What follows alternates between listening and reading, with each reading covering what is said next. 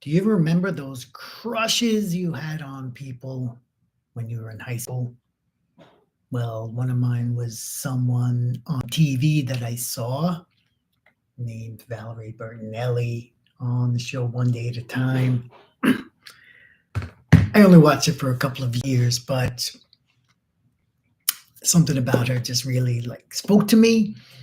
And I haven't thought about her for ages, but I'm going through my library and this book pops up, her latest book called Enough Already. And because she was married to Eddie Van Halen, one of my guitar heroes, I thought, well, she was probably going to talk about his last stage of his life.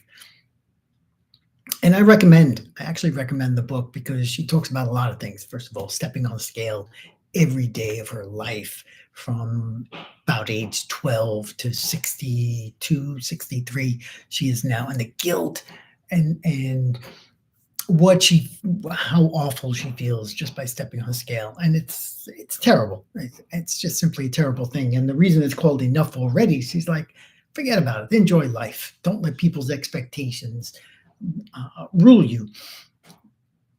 But the Eddie Van Halen part is really fabulous because even though they divorced, even though he went through his 1980s sex and drugs and rock and roll phase, they have a child that they both love, Wolfgang Van Halen.